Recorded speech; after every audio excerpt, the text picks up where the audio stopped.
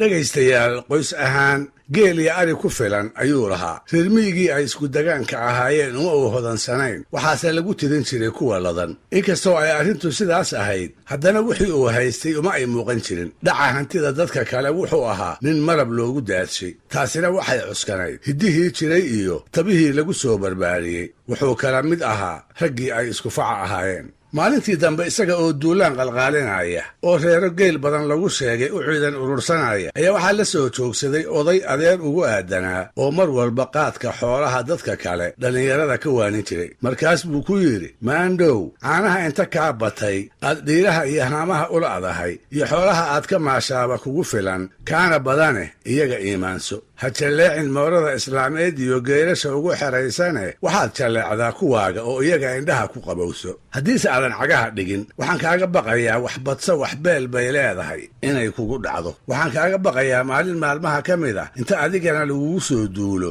in laga mooro duugo tuldaha xalaasha ah ee aad aabbaha ka dhaxashay iyo kan badane aad ku soo biirisay reer hebel iyo reer hebelna aad ka soo qaadi jirtay. waxaan kaaga baqayaa mucurto awgeed in lagu arko goor waagii bariyey adigoo dhiil gabowday la kalahsan oo cidaha xoolahooda maaraya kula dhex wareegaya si aad caana ugu hesho carruurtaada oo hal iyo sactoona aan loo reebin. hoy dadka eebbe ka fadhiiso.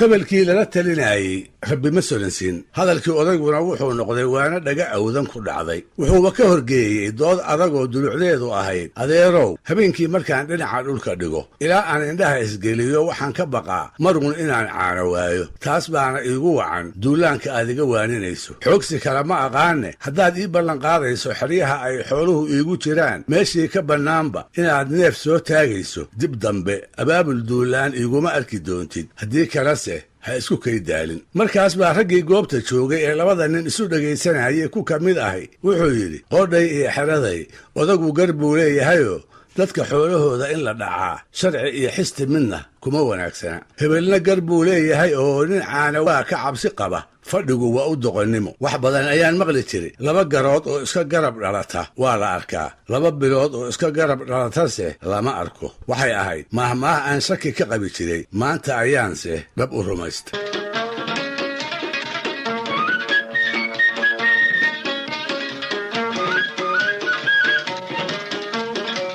sheekadaas gaabani waxay mar kale inoo muujinaysaa meeshii sare ee soomaalidii hore ay caanuhu ka joogeen iyo guud ahaan sidii iyaga iyo jiritaankoodu ay isugu dhafnaayeen. taasna aan tusaale hor leh idinka siiyo. waa bilowgii 1940 qarnigii aynu soo dhaafnay. dagaalkii labaad ee dunida ayaa meel walba ka aloosan.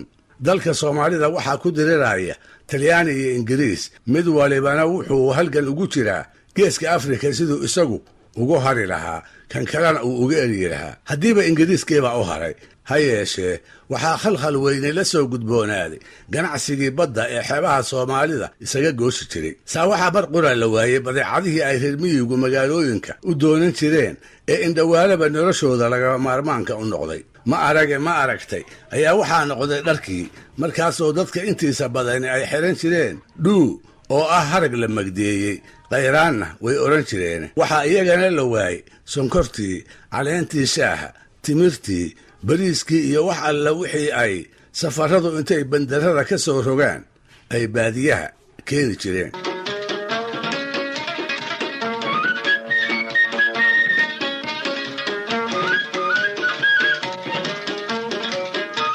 taasi markay dhacday baa laba loo kala baxay.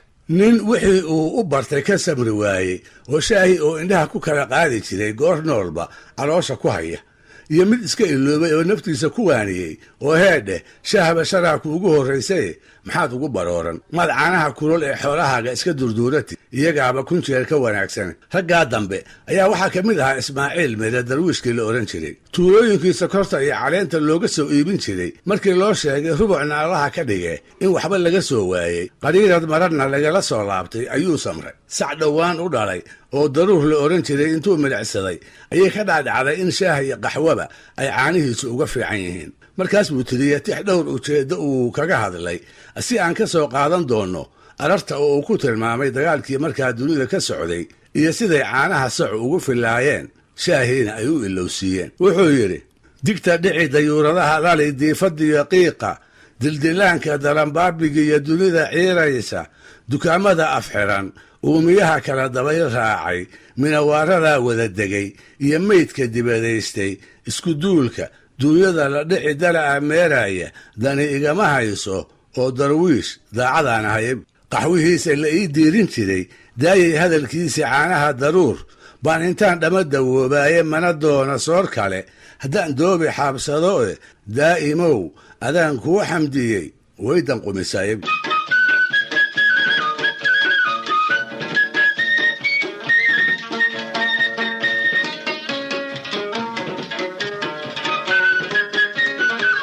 wax sidaas la ahaado iyo hodantooyada qofka iyo qoyskaba waxay caanuhu astaan u ahaadaanba waxaa la soo gaaray 1960kii.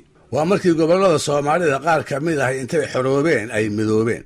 reer miyi badani waa markay magaalooyinka soo galeen. waa halbeegga hodannimadu waaguu isbedelay ee la isweydiin jiray, ma waxaa habboon in sidii hore xoolaha iyo caanahooda oo qura lagu noolaado, mase waxaa toolmoon dawlad baa la noqday in heerkaa la dhaafo. taana aan ku tusaaleeyo tixa ay isdhaafsadeen allah u wada naxariistay Cumar Cigaal iyo Aadan Yuusuf oo Aadan Carab loo yaqiin. waxay ahaayeen laba gabyaayoo isku ilka beelay, xinif maansana ay muddo dheer ka dhexayn jirtay. nin waliba midka kale goldalooladiisa ayuu ilbaadsan jiray, dabadeedna intuu u gabiyo ugu halqaban jiray. maalintii dambe ayaa Aadan Carab waxaa loo soo sheegay in madaxweynihii koowaad ee Soomaaliya Aadan Cabdulla Cusmaan uu laascaanood sadcaal shaqo ku yimid, in aad loogu soo dhoweeyey, in Cumar Cigaal goobtaa ka gebiyeyoo madaxweynaha ka ammaanay, iyo gabaygaas kadib in odayga loo abaalguday oo gacanta loo taagay.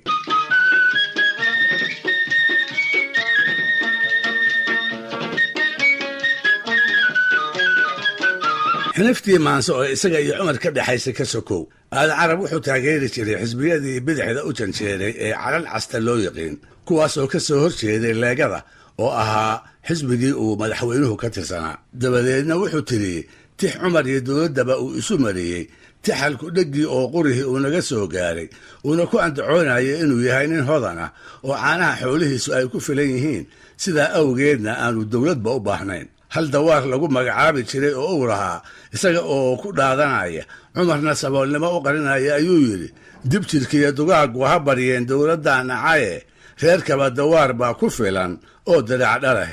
sidii looga bartay sow Cumar Cigaal inuu jawaabo ma aha.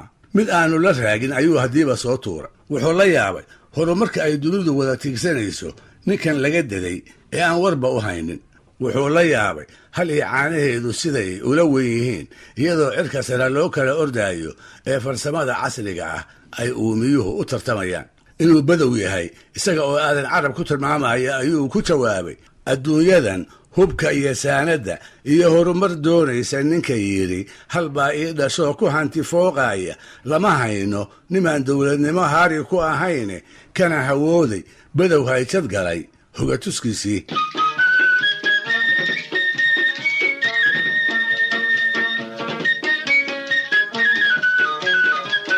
wadaad ka mid ahaa wadaadadii hore ee Soomaalida, kol walba oo uu heli karana jeclaan jiray inuu caano dhamo, ayaa beri waxaa laga sheegay inuu yidhi: milgada sare ee ay caanuhu leeyihiin waxaa markhaati u ah inay mid ka yihiin 4 webi ee aakhiro uunka la jannaynayo loogu yaboohay, laguna soori doono. wuxuu sida muuqata u jeeday aayadda 15 ee suuradda 47 ee qur-aanka kariimka ah. waa alladii suuradda ay macallimiintii Soomaalidu ku magacaabi jireen.